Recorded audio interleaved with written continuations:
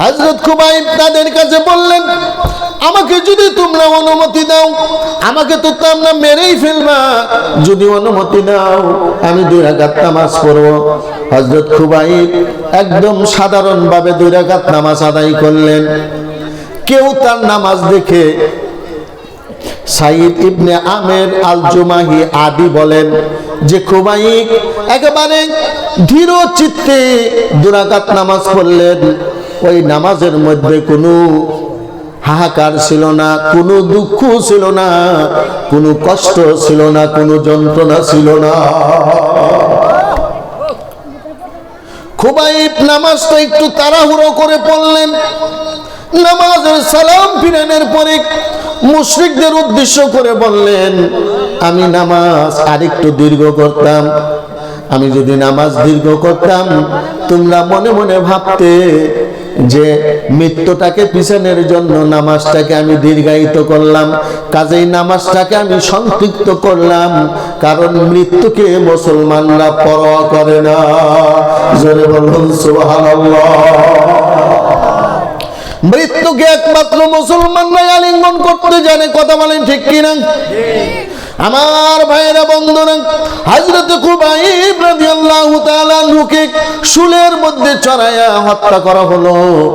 ওই যে সাইদ আল জুমাহি, তিনি এই যে দৃশ্যটা দেখলেন, এই দৃশ্য দেখে আর সহ্য করতে পারলেন না। তিনি বললেন যে না, আমি এই জাহেলদের এই দেশে থাকতে পারবো না। আমার চোখের সামনে কিভাবে হযরত খুবাইবকে তারা তিলে তিলে হত্যা করলো। আমরা দেখেছি ঢাকা বুয়েটের ছাত্র আবরারকে একেবারে সারা রাত আস্তে আস্তে পিটিয়ে পিটিয়ে তাকে হত্যা করা হয়েছে। কথা বলেন ঠিক কিনা? যারা আবরারকে হত্যা করেছে আর খুবাইবকে যারা হত্যা করেছে, এই তাদের মধ্যে আর আবরারের হত্যাকারীদের মধ্যে কোনো তফাৎ নাই। হযরতে সাইদ আল জুমাহি তিনি মদিনায় চলে গেলেন। মদিনায় গিয়ে ইসলাম গ্রহণ করলেন, মুসলমান হইলেন। অনেক বড় ঘটনা। আল্লাহর রাসূলের ইন্তেকালের পরেও সাইদ আল জুমাহি মক্কায় ফিরে নাই। খলিফা হযরত ওমর রাদিয়াল্লাহু তাআলা এর সময় হযরত সাইদ আল জুমাহিকে ওমর বললেন, তোমাকে আমি ইয়েমেনের গভর্নর নিযুক্ত করলাম। সাইদ বলতেছে, ওমর না, এটা করবেন না, আমি এতে রাজি না। তখন ওমর ওনাকে মৃত্যু ধমক দিলেন, উনি রাজি হয়ে গেলেন। এরপরে সাইদ আল জুমাহি একজন গভর্নর হলেন, একটা দেশের প্রেসিডেন্ট হলেন। কিছুদিন পরে ওই দেশ থেকে কিছু গরিব দুঃখী মানুষ হযরত ওমরের দরবারে আসছে। আর সে বলতেছে, খলিফাতুল মুসলিমিন, আমাদের দেশে বড় অভাব পড়েছে, এই জন্য আমাদের কিছু সাহায্য করা লাগবে। হযরত ওমরের কাছে তারা সাহায্যের লিস্টে দিলেন এবং সাহায্যের লিস্টের মধ্যে 1 নম্বরে যার নাম লেখা, তার নাম হলো সাইদ আল জুমাহি। সুবহানাল্লাহ।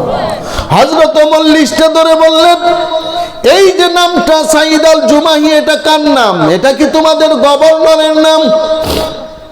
সমস্ত লোকজন বললেন, জি হুজুর, এটা আমাদের গভর্নরের নাম। কয়, বলো কি, তোমাদের গভর্নর কি এত গরিব হয়ে গেছে? কয়, হ্যাঁ, আমাদের গভর্নর আমাদের চাইতে গরিব হয়ে গেছে। জোরে বলুন সুবহানাল্লাহ।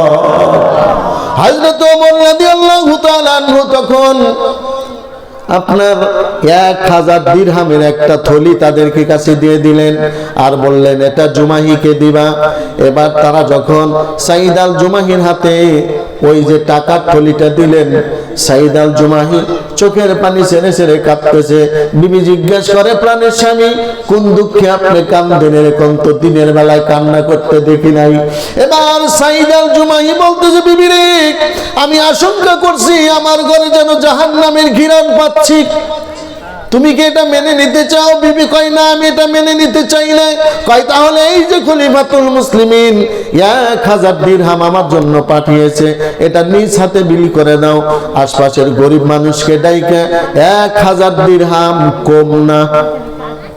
কয়েক কোটি টাকা হবে বর্তমানের জমানা। এই টাকাগুলা সাঈদ আল জুমাহি মুহূর্তের মধ্যে গরিবদের মধ্যে বিলীন করে দিলে। এরপরে খলিফাতুল মুসলিমিন হযরত ওমর রাদিয়াল্লাহু তাআলা আনহু কিছুদিন পরে ওই দেশে আগমন করলেন। আগমন করার পরে খলিফাতুল মুসলিমিনকে সমস্ত মানুষ ঘিরে ধরল। হযরত ওমর জিজ্ঞেস করলো, আমি যে তোমাদেরকে গভর্নর দিয়েছি, গভর্নর কেমন? সবাই বলল, হুজুর গভর্নর ভালো, কিন্তু গভর্নরের বিরুদ্ধে আমাদের 4টি অভিযোগ আছে। কয়টি অভিযোগ? 4টি অভিযোগ আছে। হযরত ওমর তো থমকে উঠলেন, আশ্চর্য হয়ে গেলেন, কি এমন অভিযোগ? তখন হযরত ওমর জানতে চাইলেন, গভর্নরের বিরুদ্ধে তোমাদের অভিযোগকে একজন লাবদা দাঁড়ায় গেল। লাবদা দাঁড়ায় বলতেছে, খলিফাতুল মুসলিমিন, আমাদের গভর্নরের বিরুদ্ধে 1 নাম্বার অভিযোগ হলো, উনি যখন আমাদের সংসদ ভবনে যায়, অফিসে যায়, তখন প্রতিদিনই উনার একটু দেরি হয়। ওমর জিজ্ঞেস করলো, সাঈদ আল জুমাহি, তোমার কেন দেরি হয়? সাঈদ আল জুমাহি বললেন, ও খলিফাতুল মুসলিমিন, আমি ফজরের নামাজ পড়ি, ফজরের নামাজের পরে নিজ হাতে আমি আটা গোলার খামির তৈরি করি, নিজ হাতে আমি রুটি বানাই, এরপরে ওটাকে আগুন দিয়ে সেকতে হয়, এরপরে তরকারি রান্না করে আমি খাই, আমার বিবিকে খাওয়াই, তারপরে আমি অফিসে যাই, একটু দেরি হয়। সুবহানাল্লাহ। আরেকজন লাভ দিয়ে বললেন, 2 নাম্বার অভিযোগ। 2 নাম্বার অভিযোগ কি? বলে, খলিফাতুল মুসলিমিন মাসে একদিন আমাদের খলিফা আমাদের এই সংসদ ভবনে আসে না, পার্লামেন্টে আসে না। হযরত ওমর জিজ্ঞেস করলেন, সাঈদ আল জুমাহি, এর উত্তর দাও। সাঈদ আল জুমাহি বলল, খলিফাতুল মুসলিমিন, আমার শরীরে যে পোশাকটা দেখছেন, এই একটা পোশাকই, দ্বিতীয় আর কোনো পোশাক আমার নাই। আমি মাসে একদিন এই পোশাকটা পরিষ্কার করি, রোদ দিয়ে শুকাই, এই জন্য আমি মাসে একদিন পার্লামেন্টে যাইতে পারি না। জোরে বলুন আল্লাহু আকবার। 3 নম্বরে আরেকজন দাঁড়াইলেন, দাঁড়ায় বলতেছে, খলিফাতুল মুসলিমিন, আমাদের 3 নাম্বার অভিযোগ হলো, আমাদের খলিফাকে আমরা দিনের বেলায় পাই, রাত্রে যদি বিপদ আপদে পড়ে তাকে ডাক দেই, আমরা তাকে পাই না, তার কোনো সাড়া পাই না। আমিরুল মুমিনিন হযরত ওমর বলে, সাঈদ আল জুমাহি, এর উত্তর তোমাকে দিতে হবে। সাঈদ আল জুমাহি দাঁড়িয়ে বললেন, খলিফাতুল মুসলিমিন, আমি দিনের বেলায় মানুষের খেদমত করি, দিনে আল্লাহর ইবাদত বন্দেগী তেমন করতে পারি না। দিনের বেলায় আমি আমার জীবনটাকে মানুষের জন্য দিয়ে দিছি, আর রাত্রি বেলায় আমি আমার জীবনটা আমার মওলার জন্য দিয়ে দিছি। আমি রাত্রিবেলায় আমি আল্লাহর ইবাদতে মশগুল থাকি, কে আমাকে ডাকে না ডাকে আমি কিচ্ছু টের পাই না, কারণ আমি আল্লাহর ধ্যানে পড়ে থাকি। জোরে বলুন আল্লাহু আকবার। 4 নম্বরে আরেকজন দাঁড়িয়ে বলতেছে, খলিফাতুল মুসলিমিন, আমার 4 নাম্বার অভিযোগ কি? অভিযোগ, আমাদের খলিফা যখন সংসদ ভবনে আসে, মাঝে মধ্যে দেখি ওনাকে 2 চোখ বেয়ে বেয়ে পানি পড়তেছে, হঠাৎ করে দেখি উনি অজ্ঞান হয়ে যায়, মাঝে মধ্যে হয়, এই কারণটা কি? এবার হযরত ওমর জিজ্ঞেস করলেন, সাঈদ আল জুমাহি, এর কারণটা কি তুমি আমাকে বলো। সাঈদ আল জুমাহি তিনি দাঁড়িয়ে বললেন, খলিফাতুল মুসলিমিন, আপনি মনোযোগ দিয়ে আমার এই অভিযোগটা শুনুন। আমি যখন অমুসলিম ছিলাম, আমি যখন মুশরিক ছিলাম, আমি যখন কাফের ছিলাম, আমার চোখের সামনে রাসূলুল্লাহর একজন সাহাবী খুবাইবকে হাত কেটে হত্যা করা হয়েছে, কান কেটে হত্যা করা হয়েছে, নাক কেটে হত্যা করা হয়েছে, তীর দিয়ে তার শরীরের মধ্যে খুঁচিয়ে খুঁচিয়ে পারিয়ে পারিয়ে হত্যা করা হয়েছে। ওই দৃশ্য যখন আমার মনে পড়ে, আমি অজ্ঞান হয়ে যাই। তখন তো আমি ইয়াং ছিলাম, যুবক ছিলাম। আল্লাহ আমাকে অনেক শক্তি দিয়েছিল, আল্লাহ হাত দিয়েছিল, জবান দিয়েছিল। আমি সেদিন হাত ব্যবহার করি নাই এই অন্যায়ের বিরুদ্ধে, আমি সেদিন মুখ ব্যবহার করি নাই এই অন্যায়ের বিরুদ্ধে।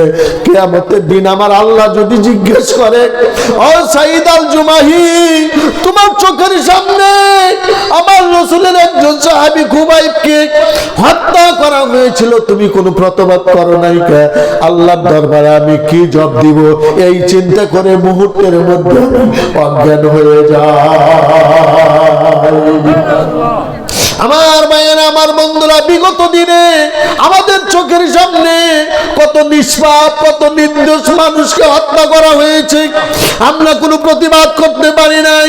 সারা পৃথিবীর নন্দিত মুফাসসির আল্লামা দেলোয়ার হোসেন সাঈদী, যিনি 55 বছর বাংলার জমিন সহ সারা দুনিয়ায় কোরআনের দাওয়াত দিয়েছেন, এই মানুষটাকে বছরের পর বছর জেলখানায় দুঃখে দুঃখে হত্যা করা হয়েছে, ইঞ্জেকশনের মাধ্যমে তাকে হত্যা করা হয়েছে। আমরা তার কোনো প্রতিবাদ করতে পারি নাই। জোরে বলুন ঠিক কিনা? আল্লাহর কাছে কি জবাব দেব যুবকেরা? যদি আল্লাহ জিজ্ঞেস করে তোমাদের চোখের সামনে এরকম অন্যায় করা হয়েছে, তোমরা কোনো প্রতিবাদ করো নাই কেন? আল্লাহর কাছে আমাদের কোনো জবাব আছে? জোরে বলুন। এই জন্য বন্ধুগণ, আসুন আল্লাহর কাছে আমরা তওবা করি।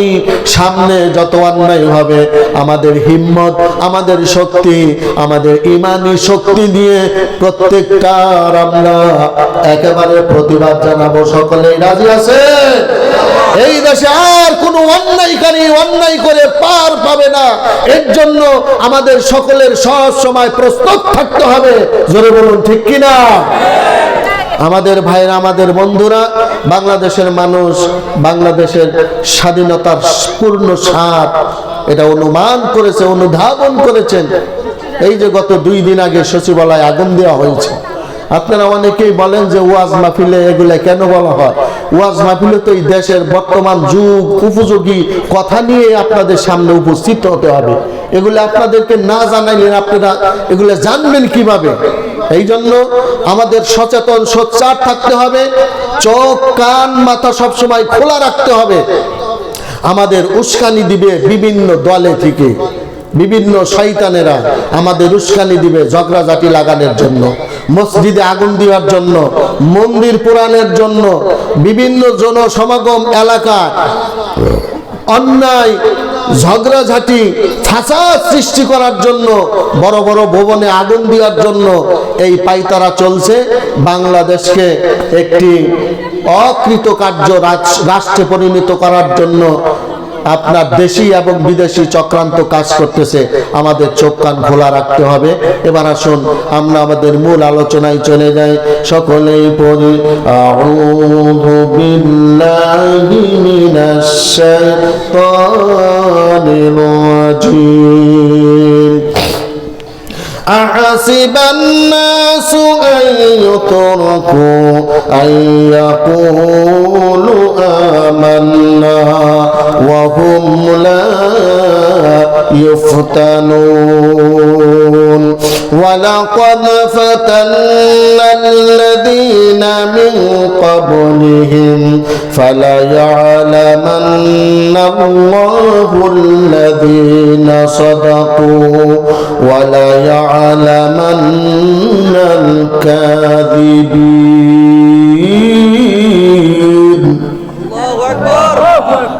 অর্থ, মানুষ কি মনে করে যে আমরা ঈমান এনেছি একথা বললেই তাদেরকে পরীক্ষা না করে ছেড়ে দেওয়া হবে? কে বলেছেন? আরো জোরে বলুন, কে বলেছে? মানুষ কি মনে করে যে আমরা ঈমান এনেছি এ কথা বললেই তাকে পরীক্ষা না করেই ছেড়ে দেওয়া হবে? আজকের সাবজেক্ট কি? ঈমানি পরীক্ষা। আজকের সাবজেক্ট কি? ঈমানি পরীক্ষা। এরপরে আল্লাহ বলেন, আমি তো তাদের পূর্বে তাদেরকে পরীক্ষা করেছিলাম। আল্লাহ অবশ্যই প্রকাশ করে দিবেন যে কারা সত্যবাদী এবং কারা মিথ্যাবাদী। সূরা আনকাবুত 2 থেকে 3 নম্বর আয়াত। এই সূরা আনকাবুতের মধ্যে আল্লাহ বলেন ঈমান আনেছেন, এ কথা বললেই আল্লাহ রাব্বুল আলামিন পরীক্ষা না করে ছেড়ে দিবে না। কথা ঠিক কি না? তাহলে বোঝা গেল ঈমান যারা এনেছে প্রত্যেককেই পরীক্ষা করবেন কে? আরো জোরে বলুন কে? যদি ঈমানের দাবিতে সত্যবাদী হয়ে থাকেন, পরীক্ষা না দিয়ে পার পাওয়া যাবে? বিভিন্নভাবে পরীক্ষা হতে পারে। আপনার শারীরিক পরীক্ষা হতে পারে, আপনার মানসিক পরীক্ষা হতে পারে, আল্লাহ ক্ষমতা দিয়ে পরীক্ষা করতে পারে, পারে কি পারে না? সম্পদ দিয়ে পরীক্ষা করতে, ফসল দিয়ে পরীক্ষা করতে পারে, সন্তান সন্ততি দিয়েও পরীক্ষা করতে পারে কি পারে না? যেমন নূহ আলাইহিস সালামকে আল্লাহ পরীক্ষা করেছিলেন কি দিয়ে? তার সন্তান দিয়ে। কথা বলেন। নূহ আলাইহিস সালাম যখন প্লাবন শুরু হয়ে গেল, প্লাবন হওয়ার আগে আল্লাহ রাব্বুল আলামিন নূহকে বললেন, নূহ যে কোনো সময় আমার গজব আসতে পারে। নূহ নবী প্রস্তুতি নিলেন, ঠিক আছে আল্লাহ তাহলে কি করো? একটা নৌকা তৈরি করো। এবার আসুন, নূহ নবী কালিমার দাওয়াত দিছে কত বছর? জোরে বলুন কত বছর? 950 বছর কালিমার দাওয়াত দিছে। মুসলমান হয়েছে কয়জন? 70, কেউ বলে 72, কেউ বলে 80, সর্বোচ্চ 82 জন ধরে নিলাম। এক এক তাফসীরে এক এক রকম, তো 82 জন ধরে নিলাম সর্বোচ্চটাই। দাওয়াত হলো 9.5 বছর, মুসলমান হয়েছে 82 জন। এরপরে নূহ নবী যার কাছে দাওয়াত দিতে যায়, নূহ নবীরে দেখা দৌড়ায় পলা। যুবকরা দেখলে দৌড়ায় পলায়। এবার নূহ নবীকে দেখলে পলাই কেন? এটা তো একটু জানা লাগবে। নূহ নবী তো একজন মানুষ ছিলেন, একজন পয়গম্বর ছিলেন। তার চরিত্র খারাপ ছিল না, তিনি সন্ত্রাসী ছিলেন না, মানুষের জন্য ভয়ঙ্কর ছিলেন না। আল্লাহ রাব্বুল আলামিন যে যুগে যে নবীকে পাঠিয়েছেন, ওই যুগের সর্বশ্রেষ্ঠ মানুষ ছিল নবী এবং রাসূলরা। জোরে জোরে বলি সুবহানাল্লাহ। নূহ নবী যার কাছে যায় সেই দৌড়ায় পলায়। ওই যে একদল যুবক দাঁড়িয়ে রয়েছে, নূহ নবী তাদের কাছে কালেমার দাওয়াত দিতে যায়, ওমনে দৌড়ায় পলায়। সবাই বলে ওই যে নূহ আসলো। তার মানে হলো নূহ নবীকে একটা আতঙ্ক বানিয়ে ফেলেছিল। বাচ্চা কাচ্চা যখন ছোট, তখন মা বাবা, ওই আমলের মা বাবা বাচ্চা কাচ্চাকে ভয় দেখাইতো, ওই তাড়াতাড়ি ঘুমাই, নূহ আসবো, তাড়াতাড়ি ঘুমাই, নূহ আসবো। তার মানে কি নূহ নবী একটা আতঙ্কিত করে ফেলছিল। যেমন আপনার বছর 5 আগে আমাদের বাংলাদেশে এরকম অবস্থা হয়েছিল। কথা ঠিক কিনা? টুপি আলা দেখলি পরে চেকিং হইতো কি হইতো না, দাড়ি টুপি থাকলেই ওরে চেক করতো। কথা ঠিক না? সে যে দলেরই হোক, দাড়ি টুপি থাকলেই পাইকারি হারে চেক করতো। তার মানে এমন একটা ভাব যে দাড়ি টুপি আলারাই বাংলাদেশের সমস্ত অন্যায়, অকারেন্স, বোমাবাজি, ধর্ষণ, খুন এইগুলা করছে, এরকম একটা ভাব তখন ছিল। কথা ঠিক নেবে ঠিক?